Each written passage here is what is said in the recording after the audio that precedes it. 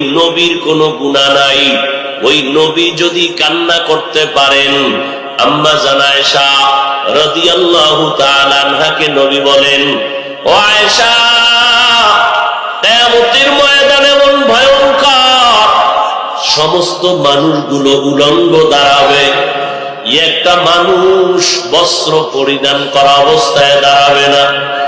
এই অবস্থায় দাঁড়াবে, জমিনের মধ্যে সূর্যটা মাথার কিনারায় চলে আসবে, অন্যদিকে জাহান্নামের ভয়ঙ্কর আওয়াজ। আবার আমার আল্লাহ ইনসাফের আদালত কায়েম করে আল্লাহ রাগান্বিত আওয়াজ দিবেন, লিমানিল মুলকুল ইয়াউম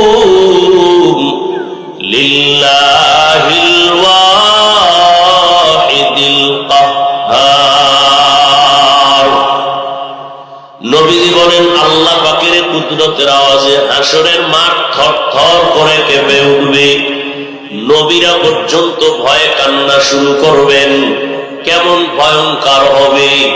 যাদের কোনো গুনাহ নাই তাদের হালাত যদি এমন হয়, আপনার আমার তো জিন্দেগি গুনাহে ভরা। হাতের দিয়ে তাকাইলে গুনাহ, চোখের দ্বারা গুনাহ, জবানের দ্বারা গুনাহ। আল্লাহ পাক রব্বুল আলামিন দুনিয়াতে স্বাধীনতা দিয়ে দিয়েছেন, এই জন্য গুনাহগারদেরকে কিছুই বলেন না। কিয়ামতের ময়দানে আমার আল্লাহ গুনাহগারদেরকে আর নেককারদেরকে আলাদা করে ফেলবেন। আল্লাহ বলবেন, ওয়ামতাজুল ইয়াউমা আইয়ুহাল মুজরিমুন। এরে গুনাহগারেরা, তোরা নেককারদের থেকে আলাদা হইয়া যা। দুনিয়াতে আমার সূর্যের আলো নেককার গুনাহগারেরা উভয় ভোগ করেছো।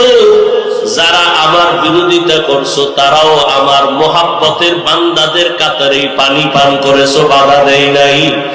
আজকে ইনসাফের বিচার করব। বান্দা, আজকে তোমরা গুনাহগারদের ফলাফল আলাদা, নেককারদের ফলাফল আলাদা। গুনাহগারের আওয়াজ শুনে ভয় নেককারদের কাছে গিয়া থাকবে, বের হবে না, আলাদা হবে না। আল্লাহ তাআলা কুদরতের মোহাব্বত দিয়া বাছাই করা শুরু করবেন।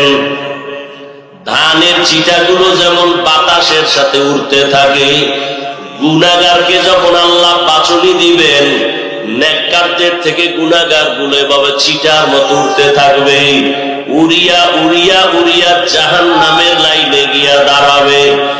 আল্লাহ বলবেন, এরে ফেরেশতা